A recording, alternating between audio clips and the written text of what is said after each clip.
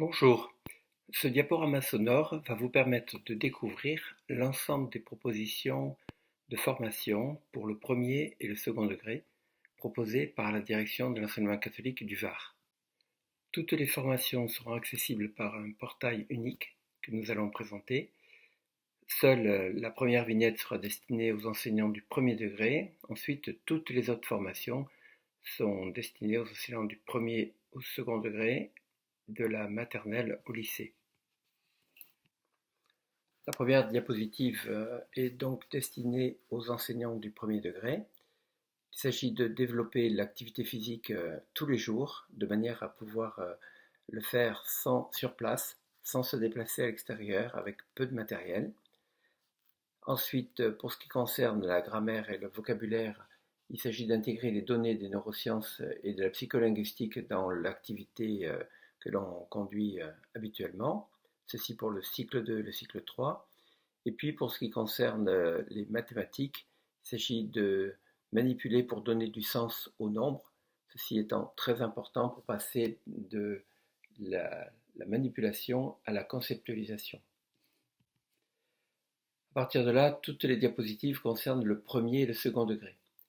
Voilà, il s'agit d'une part de reprendre une technique qui est très ancienne, le plan de travail, pour voir comment aujourd'hui elle peut être utilisée de la maternelle au lycée. Ensuite, pour ce qui concerne la technique de la classe inversée, il s'agit de pouvoir l'utiliser et voir comment cette pratique numérique permet de passer du face-à-face au côte-à-côte avec les élèves. Et puis, troisième point, l'utilisation de la mémoire de travail, comment ce point particulier peut être développé auprès des élèves pour qu'ils soient plus efficaces dans leur manière de travailler. Ensuite, une proposition particulière cette année au niveau de l'anglais, des langues d'une façon générale, et là de l'anglais pour les deux premiers points. Il s'agit de développer à partir des compétences que l'on a, soit au niveau A1, A2 du cadre de référence européen, soit du niveau B1, B2, développer donc ces compétences en langue pour les exploiter à l'intérieur d'un cours. Ceci ne concerne bien évidemment pas les profs de langue, mais concerne l'ensemble des profs qui veulent développer leurs propres compétences pour les exploiter à l'intérieur de leurs cours d'une manière générale. Ensuite, la troisième formation concerne tous les enseignants, qu'ils soient enseignants de langue ou pas, de manière à utiliser les outils numériques pour développer leurs compétences en langue, et ceci quelle que soit la langue proposée. Pour ce qui concerne le parcours neurosciences, j'y reviendrai tout à l'heure, puisque c'est un parcours qui devrait être développé d'une manière beaucoup plus forte. Je poursuis donc avec la gestion mentale. La pratique de la gestion mentale depuis plus de 30 ans montre son efficacité et elle est maintenant croisée avec le travail en neurosciences et notamment par rapport au rôle de la métacognition pour ce qui concerne l'inhibition collective et l'apprentissage. Vous verrez à quel point il est nécessaire d'inhiber les pratiques que l'on peut avoir, les stratégies qui sont peu opérantes, pour pouvoir mobiliser au contraire celles qui sont plus adaptées. J'en arrive maintenant aux propositions relatives à l'école inclusive.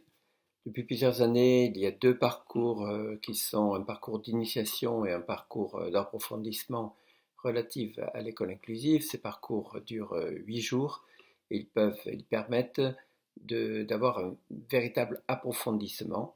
Ils peuvent être, pour ceux d'entre vous qui souhaiteraient devenir enseignant spécialisé, une première marche. Ensuite, il y a une proposition spécifique pour les enseignants spécialisés en poste et les enseignants de classe ordinaire qui souhaiteraient aller plus loin dans la co-intervention ou le co-enseignement. Ce parcours leur est particulièrement destiné.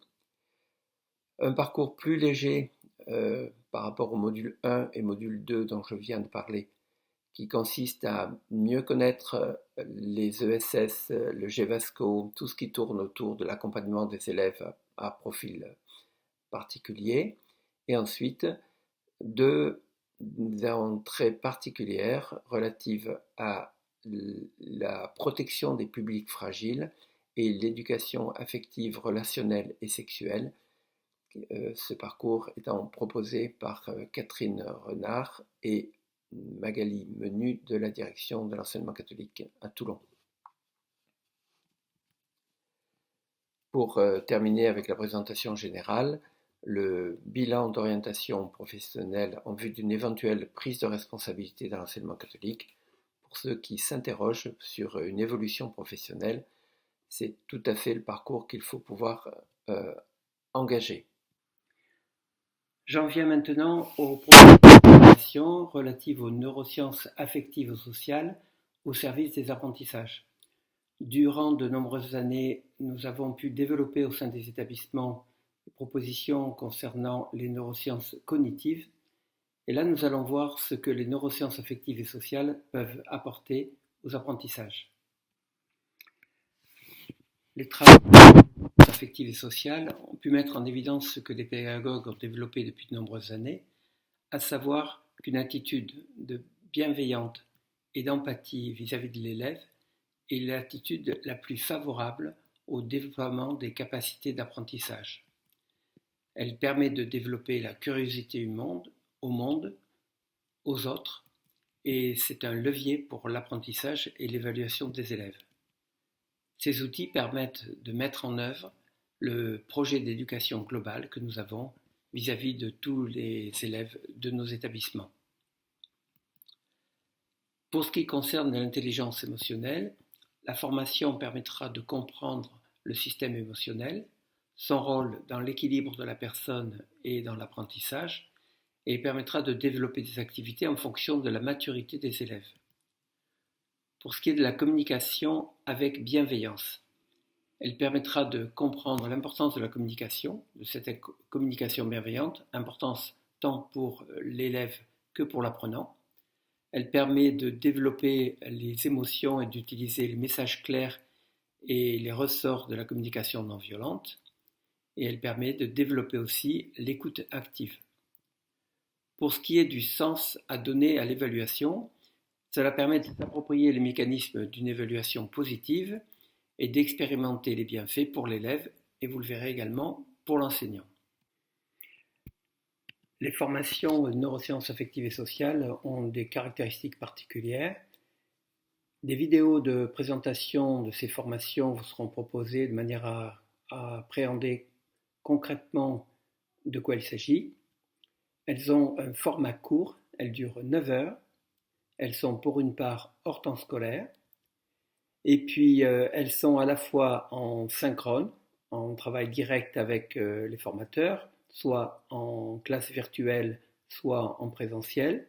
Elles sont également pour une partie en asynchrone et de nombreuses ressources sont proposées pour pouvoir travailler entre les différentes sessions. Sur le tableau qui vous est présenté ici, vous voyez que pour l'activité développer l'intelligence émotionnelle et communiquer avec bienveillance, il y a une part qui s'effectue en distanciel, en classe virtuelle, et une autre part qui se passe ici, à Toulon, en présentiel. Pour ce qui concerne donner du sens à l'évaluation, la totalité de la formation se passe à distance, et entre chaque classe virtuelle, il y a des ressources qui vous sont proposées pour un travail personnel, de manière à pouvoir progresser et prendre en compte tous les éléments qui auront été apportés au cours de la formation. Nous le voyons ici sur différents padlets qui ont été explorés précédemment. Vous voyez qu'il y a à chaque fois des ressources qui sont données pour que, entre les deux sessions, les formés puissent explorer personnellement les différentes facettes qui auront été développées.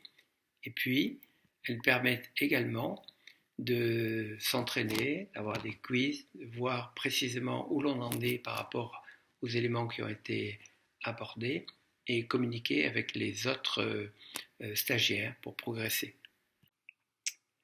La plupart des formations cette année auront lieu à Marseille. C'est une situation qui est indépendante de notre volonté. La formation en gestion mentale aura lieu à Aix-en-Provence et comme j'ai pu le présenter, un certain nombre de formations auront lieu en distanciel, les langues vivantes et bien sûr les neurosciences. Pour ce qui concerne l'école inclusive, il y aura des propositions directement sur Toulon. Pour vous inscrire, depuis l'an passé, vous savez que l'accès direct aux formations vous permet d'adresser une demande à votre chef d'établissement, qui la validera ou pas selon le plan de formation de l'établissement. Et il y a bien sûr des prises en charge financières pour l'ensemble de vos déplacements. Comme j'ai pu vous le dire au début du diaporama, l'ensemble des propositions de formation sont accessibles grâce à ce portail d'entrée qui sera communiqué bientôt à votre chef d'établissement.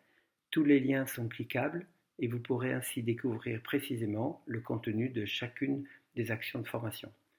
Je vous souhaite une bonne année scolaire et de nombreux temps de formation. Au revoir.